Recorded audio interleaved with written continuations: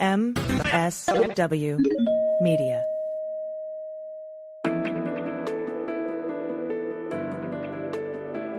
Spy Talk, a podcast at the intersection of intelligence, foreign policy, national security, and military operations.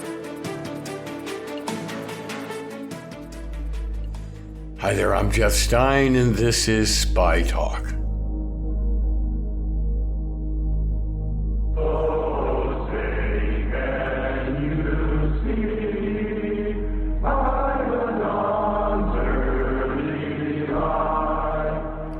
Well, you might think that's a happy crowd at a baseball game, proudly belting out our national anthem, but you would be wrong. That's the so-called Jan 6 Choir, 20 men who were convicted for their involvement in the attack on the U.S. Capitol. They were recorded singing the Star-Spangled Banner inside the D.C. jail in March 2021. Donald Trump then enhanced the rudimentary recording with slick production values and his own reading of the Pledge of Allegiance. It's been a YouTube hit. Among the convicted were members of the Proud Boys, the violence-obsessed organization of youngish white men who played a key role in the assault on the Capitol. 4 of its leaders were sentenced to prison on sedition and related charges, some for long terms. At least another 70 members were charged with participating in the violence. Now, you'd think that would take them off the streets. But that crackdown hasn't stopped the Proud Boys, as my guest today, Reuters investigative reporter Aram Roston, wrote early this month after a lengthy deep dive on the group. Some Proud Boys, he reported, say they are preparing to emerge once again as a physical force for Trump, drawn to his hardline nationalism and convinced that their leaders will be pardoned if he wins. Trump himself, Roston noted, promises to pardon convicted January 6 rioters if he's elected. And that poses a problematic challenge for FBI and Homeland Security agents who are legally obligated to protect and defend the Constitution, in particular, the right to free speech, no matter how odious. Aram Roston, welcome to Spy Talk. You wrote a remarkable story about the Proud Boys back in early June, which opens with really a startling kind of episode to me. We had thought the Proud Boys had slithered off into the night. A lot of them are in jail, including one of their leaders. And you write the scene near Bedminster Country Club, Trump's, summertime headquarters. Could you describe that scene for us? So we were there where the road turns off the highway towards, there's a gas station, the road leads up to Trump's country club. And there's sometimes a group of pro-Trump protesters. They have signs and there's are all very enthusiastic and loud and were yelling at cars. And a convoy came when I was there. A convoy showed up. There were these big trucks, loud horns. And then there was this large, one of them was a Chevy Tahoe. And flying from it were these Proud Boy flags, 2 Proud Boy flags with the Proud Boy wreath that if you follow the Proud Boys, you get familiar with this. It's a Fred Perry symbol, which they've adopted. And these 2 large flags flying openly and a Trump for president flag. They drive by, they flash the OK sign, which, the OK sign has been co-opted by white supremacists as sort of a trolling thing to do. Yeah. Right. And then they drive by twice, they turn around, they park, and 4 Proud Boys get out of the car. They didn't want to talk to me, but they were glad handing the other Trump supporters who just greeted them very warmly as heroes, as long lost heroes, as they say in the story. Did this amount to essentially sort of their debut, their reemergence? Was this a very kind of a first public showing that they haven't gone away, that they're back in even better, bigger numbers? Perhaps. I mean, really, it was a lot of, over time. This year, we've seen them show up at Trump rallies. That's when we're seeing them pro-Trump again. Over the last couple of years, they were actually around. They were at LGBTQ affairs, protesting so-called what they call drag queen book hours or story hours. Yeah, and they would protest those sort of things. But now suddenly, bang, they're back in politics, at Trump rallies in a big way. And these Trump crowds at rallies, or the fans, the MAGA fans who mingle or show up outside Mar-a-Lago and Bedminster and so on, they love the Proud Boys. Is that their reaction to them? I'm not sure they all do, but there are certainly some who see them as a novelty and see them as, sort of real hardcore Trump supporters. Do you think that this also means that they're about to carry out violent acts on the part for Trump's benefit again? They're not saying that, of course. They are not saying that. But violence is sort of part of their charter, if you put it that way. And they always say, it's only violence and reaction. They sort of are fighting back against Antifa agitators is the way they see it. But there's no doubt they want to pride themselves on being active, being a physically aggressive bunch. Don't they have sort of a Fight Club slogan? Well, they do. They even have, to rise in one level in the Proud Boys, according to one of the rule books, you have to get in a big physical altercation or get arrested. Mm-hmm. So if you wade into a crowd of Antifa or pro-Biden people or counter-demonstrators and just punch somebody out, then you can rise up in the organization. Well, they claim they'll never throw the first punch, but, right. A lot of groups do say that. They definitely, who knows what, and then violence, we haven't seen Antifa this year as much either, right? So exactly. This is why your piece was so enlightening. We haven't seen much of them, and suddenly, bang! You say they're back. Yes, and they're back in ways that here's what's interesting about it, and I think they have the same ideology, the identical ideology they had when their members led the January 6th attack on Capitol Hill. They have the same ideology. They have the same. Many of them are the same people. They have the same goals. They have the same enemies in mind. And they have the same president that they like. That is to say, the same candidate that they support, Trump. They're much more overt now than there have been in the last couple of years in support of Trump. And there's a couple of other dimensions. Now suddenly they've got a cause of prisoners who they believe should be freed. They're prisoners. They're old leaders. They're old comrades. They're old brethren who the leaders were jailed. Some for more than 2 decades, and many of their, I think we say that over 70 were jailed. 70. Over 70. And yet that has not, by your account, depleted their strength. They seem to be growing. They say they're growing. It's tough to say, the numbers. We weren't able to actually calculate, the numbers, but it's, experts will say the Proud Boys will say there's thousands. Experts have said there's thousands too. And we have one police estimate, where it varies from 300 to 3,000 that we quote. It's very tough to know how many. As a group, one of their rules is it's verboten, you might say, to talk to reporters. And yet some of them did talk to you off the record or on background, and quite a few. That's right. And then you also had 3 interviews with the founder of, and current and continuing inspiration for the Proud Boys, Gavin McInnes. You interviewed him 3 times, I think you said.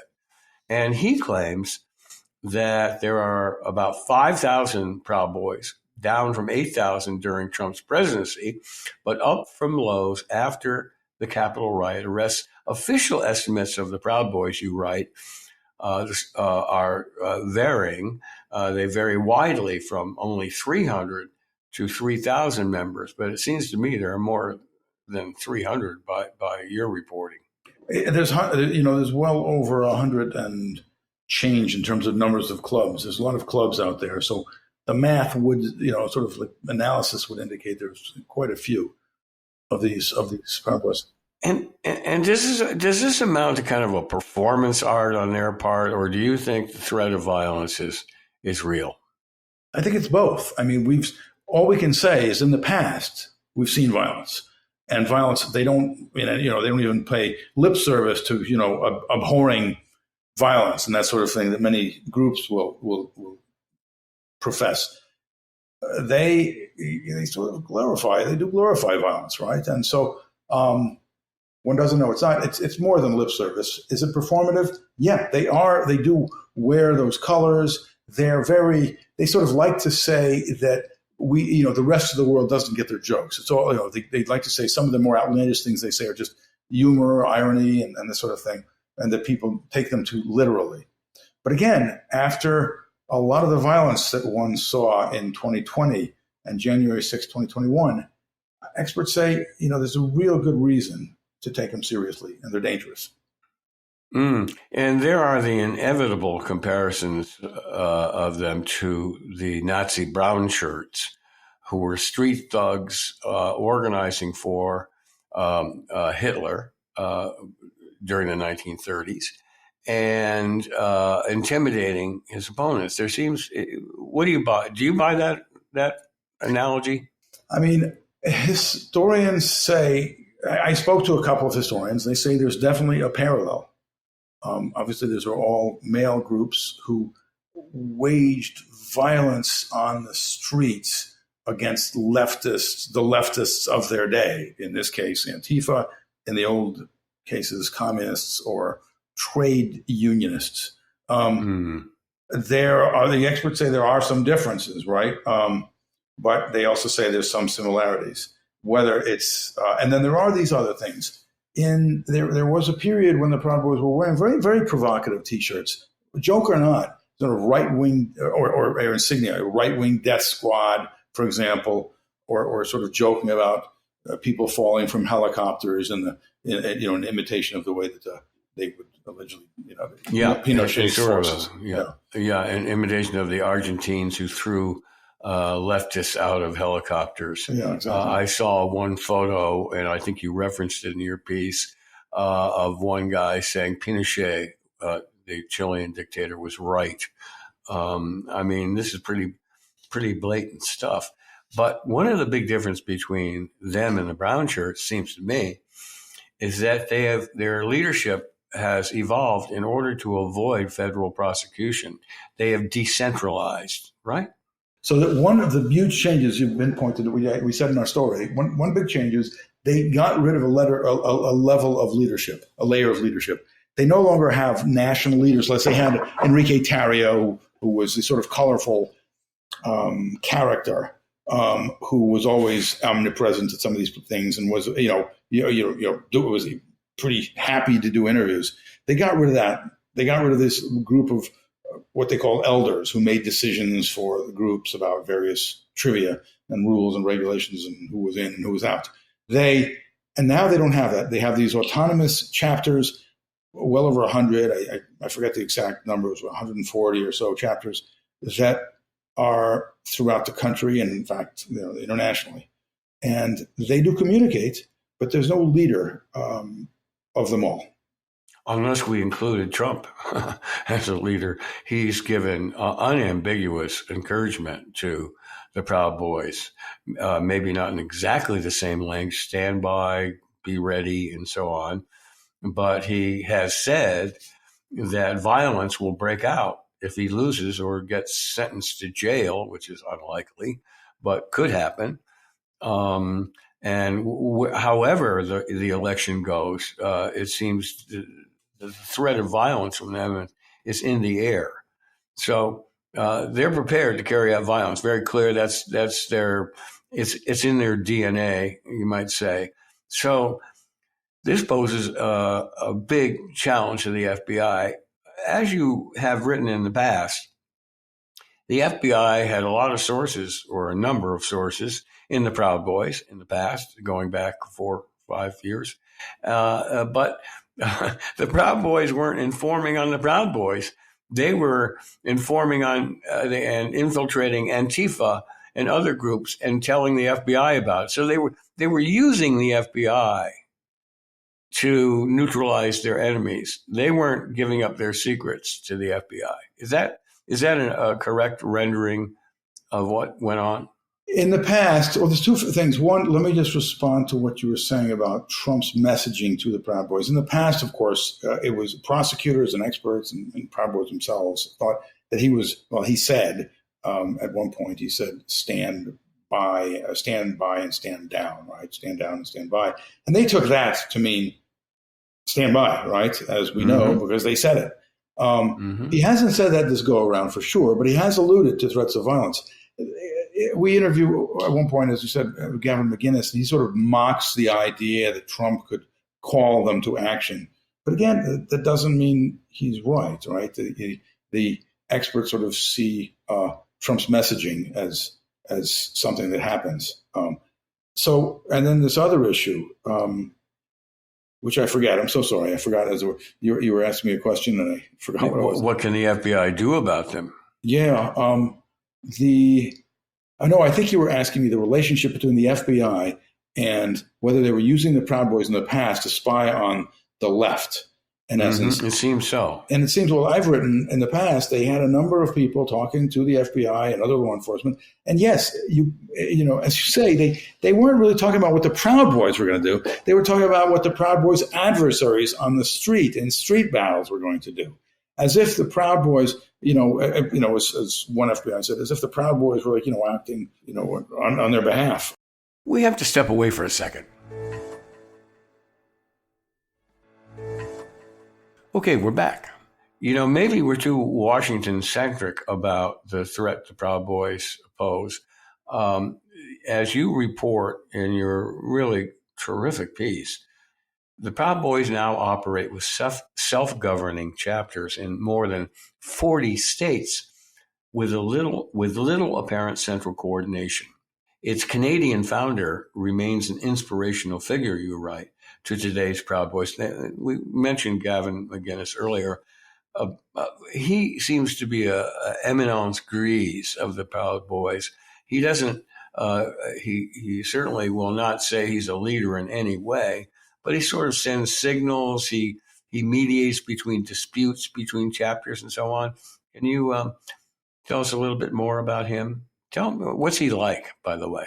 He can be funny. He's definitely witty. He's definitely a bit prickly, and he definitely likes talking to the press, it seems. But he won't say if he's still a Proud Boy. Although he, definitely stepped down as its leader way back in 2018. He said that was because at the time, two Proud Boys were facing charges on it for a street battle in New York City, and they were ultimately convicted. And he said him stepping down was some step to sort of reduce their sentencing liability because he made it seem less like a gang. I'm not sure if it's valid or if that's valid or not, but there's no doubt some say he's viewed as the, quote, godfather now of the Proud Boys. He's steeped in it still, even if he's not, a leader. He's still on his TV. He's got this TV show that called "Get Off My Lawn." It's on his own little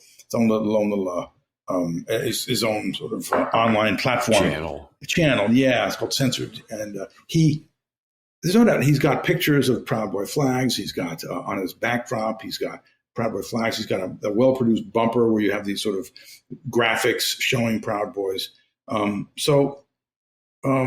Even if he's not in the Proud Boys or a leader, he's definitely part of the fabric, I think it's fair to say. Going back to this, again, it conjures up analogies with the brown shirts. Hitler wasn't ordering Ernest Röhm, the head of the brown shirts, what to do. In fact, he saw them as a threat and wiped them out eventually. But Hitler certainly approved of what these street thugs were doing in Germany in the 1930s. And I know your piece is about the Proud Boys, not the FBI or law enforcement in general.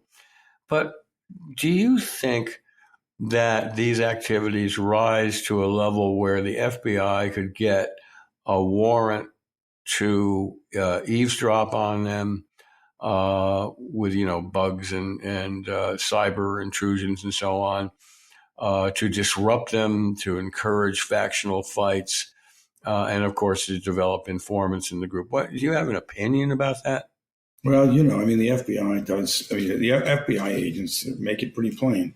This is not, it's not categorized as a criminal street gang just because of the nature of laws, right? So there's freedom of association. People are allowed to join the Proud Boys. They're allowed to propagate this ideology. The only thing the FBI says is, and the government in general says, they do not investigate groups like this. They only investigate specific crimes. And that's the Constitution. Well, I know the FBI, we could say maybe the FBI is a different organization than it was in the 1960s, but they have a very ugly history of infiltrating the Black Panthers and other groups, causing disruption, carrying out break-ins against the Socialist Workers' Party and so on. And after 9/11, they were not hesitant at all to pay visits to Muslims in the United States without much of a predicate, just sort of drop in on them and say, you better watch your step. Have you seen any evidence that the FBI is doing that toward the Proud Boys now? If you don't mind, I'd rather not go there.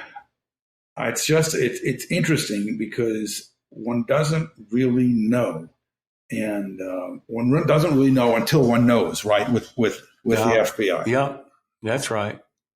So it's hard to say because it would be secret. It would be, right? So even in this case, like the FBI was resistant even right after January 6th to really weigh into whether it had any informants in the Proud Boys. They were really reluctant. They denied even following people on social media, which was false. Remember that, right? Yeah. So now you interviewed a former FBI agent by the name of Mark Saylor. Am I pronouncing that correctly, or Seiler? Sure, yeah. Who investigated the Proud Boys after retiring at the end of 2021. But he told you that after the Capitol riots, or he testified that after the Capitol riots, there would be, quote, no excuse this time not to take them seriously. So I guess we're just left to guess what the FBI is doing in terms of taking them seriously. Just as much as anybody else in the FBI, he's one who sort of keeps on, repeating they're not an illegal group. It's legal to belong to them, to support them, and so forth.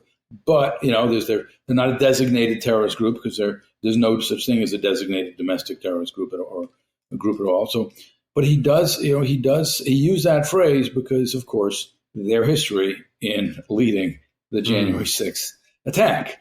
It's just a fact. Members of this group led the January 6th attack and were convicted of doing that. And how else could you find out if they are plotting terrorist attacks? So let's call them what they are, terrorist attacks, in any of the 48 states that the former assistant director of Capitol Police Intelligence said they're active in 48 states. How would you know about their plots unless you infiltrated them, wiretapped them, so on? I mean, it's a real knotty issue for law enforcement. It's a real knotty issue, and that's why I thought it was so interesting that this group is still, it's sort of unveiling itself more and more. And it's not just people, pounding their own chests. They're definitely there. They're not that hard for me to find. They weren't that hard for me to find, meaning they're not that hard for others to find. Now, they don't talk to me publicly. They don't talk to, again, that's one of the big changes has been they're not allowed to, each one is supposedly prohibited from talking to journalists. They did it. They do it. They're not incredible. They don't stick to their own rules that much. But, how does one find out what they're doing if they don't talk about it? Like Terrio, right? Remember, a lot of the stuff on Terrio put a lot of what he said on Twitter or on Parler and so forth, remember? Mm-hmm. Yeah. Now, you did a marvelous job of getting some of them to talk to you. You traveled around the country. You were out west, and I'm trying to find my notes here. You went to some in Arizona. In Arizona, you went to some bar, and one of the Proud Boy guys is a lead singer in a kind of a punk band. They're called the Misfits, I think. He was. It was an old. It's back then. It was Michael Graves, and he's a very soft-spoken, pleasant character, and it was a diverse crowd that saw him. And a couple of the guys were Proud Boys there, and I tried speaking to them, and they were very, very unhappy to talk, unlike some other Proud Boys I've talked to. They were like, we don't talk to the press anymore, as they say in the story. Yeah, the guy gave you the evil eye when you approached him at the bar. That was a great scene.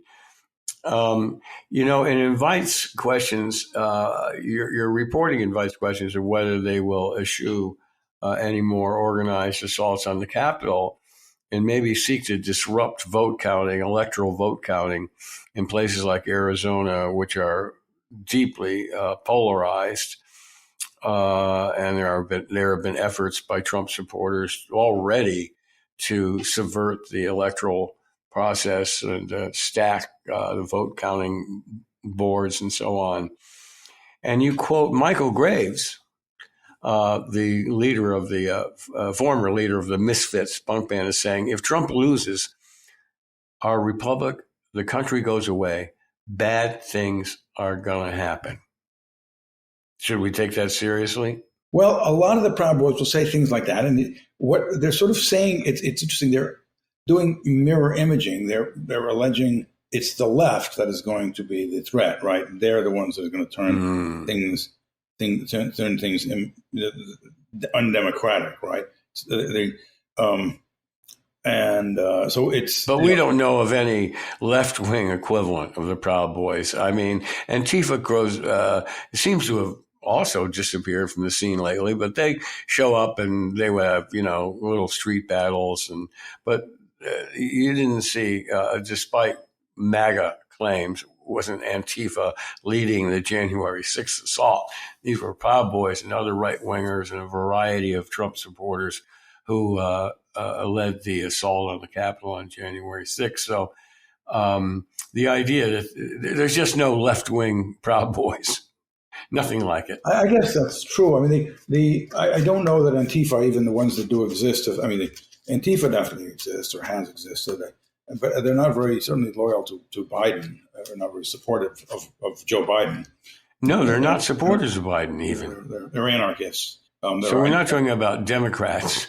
Yeah, you're right. I'm just saying. Oh, yeah. I'm sorry. I wasn't trying to litigate whether or not the Proud Boys are correct when they make these claims. I'm just saying it is their obviously their claim that it's the left that's going to cause the problems and not them. But they do. They're not. Whether they'll. The January 6th. No one knows if will January 6th happen again. I mean, no one knows any of that stuff. What is true is the Proud Boys do have, it is no doubt they have a history of violence, of street battles against leftist or, democratic groups or those that they dislike. And what is true is the ones that are out there now have the identical ideology they had before, and they have one more additional grievance, which is that they believe their leaders are unfairly and unjustly imprisoned. Speaking of them, there are some 70 Proud Boy identifying people who are in prison now. Now, after sentencing, a number of January 6th defendants have said they were really sorry they were there. They were really sorry what they did. Some have broken down and wept and apologized for hurting their families and hurting their friends and so on. And I suppose that includes a number of the Proud Boys themselves. In fact, I think it does. I haven't looked at all the past reporting on it today, but what do you think? Do you think the Proud Boys are organizing in prison, like the Aryan, white supremacy Aryan groups, organized groups in prison? Have you heard anything about that? I haven't. It's really interesting. I have not heard what they're doing in prison these days. It is true, though, that it's true for the other Proud Boys who were, for Proud Boys who were out, it's a real grievance. They were protesting the unjust, what they say is the unjust imprisonment of their comrades and former leaders, and they want them released. And it's one of their it's one of their sort of the main points they're pushing, and that's why it's also one of the reasons they support Trump. They say because he has promised to release so many January 6th rioters. It's a big, as you report, that's a good reason for a lot of them just to show up and maybe engage only in this performance art, showing up with guns or in their flags and so on at state capitals and at voting boards, at school board meetings, and so on. Only time will tell, to invoke the cliche, whether this moves beyond performance art. Young guys, they have a lot of energy, pent-up energy. A lot of them join the military. They want to kill things. They want to knock things around. That's the DNA of young men, or so many young men. And so, the Proud Boys provides sort of it's their version of Boy Scouts in an ironic kind of way. It's a group to identify with. It's the same thing that the jihadi recruiters use. Get off your couch and do something for Islam. And here it says, get off your couch and do something for Trump. And I'm betting that half these Proud Boys, really don't know what they're getting into and don't have a predilection for violence beyond, punching each other out or maybe punching some left-wing demonstrator. But time will tell. We'll see what happens on January 6th. Well, I don't know if January 6th is really going to be as important as a date this time around. There may have been some legal changes, but, whether there will be street violence around the election day, the election or at any point is another, is still a valid question. I mean, it sees itself, or they portray themselves as a fraternity, but a fraternal organization. Sometimes I'll say it's a fraternal organization. It depends on who you talk to there. It's like the Elks Clubs or something like that, right? Or sometimes it's like the Hells Angels, right? Or they sort of vary their comparisons a little bit. And if you see in the article, I quote that Gavin sometimes claimed that they're structured a little bit like the Hells Angels, although that may not be true anyway. Not taking central directions, but unified by a central idea of violence. Yeah, central sort of intimidation, you might say, and structures and rules for their autonomous chapters. But they see themselves that way. But they also, and they'll often say, they claim to be a drinking club or a men's club where men can be men and so forth. But there's no doubt they're political. They've just expressed enough interest in politics. They've been out there enough to be politics. It's part of their DNA too. They've also, their relationship with Trump is complicated. Early on, after January 6th, many of them sort of turned away from Trump. That was reported. They would criticize him for not supporting them, immediately after January 6th. But and then, as I said, for the last few years, their protests were mainly sort of cultural issues, right? LGBT issues, drag critical queen, race theory, drag queen story hours or whatever. But now this year, it's really shifted. What you're reporting shows that we got to be ready. Ready for what? We don't really know yet. And we can only hope that the FBI, while observing constitutional protections of free speech, we want this. It's important. We want them also not to be lulled to sleep by stunts and to know what's going on inside the organization. How else will they know if violent plots are hatched and en route? Well, we'll find out, and we'll probably have you back to talk about it again around election time. So anyway, Aram Roston, great to have you on the show, my old friend, and I look forward to doing it again.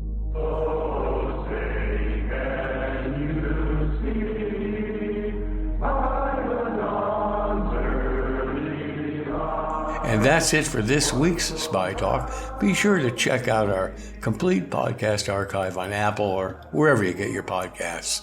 And if you haven't already, do check out the spytalk.co news site on Substack, where we offer a steady diet of scoops and original analyses on the intersection of intelligence, foreign policy, and military operations. Just Google Spy Talk and you'll quickly find your way there. This edition of the Spy Talk podcast was smoothly produced, as always, by Kanai and expertly edited by Molly Hockey for MSW Media. That's it. See you around. I'm Jeff Stein.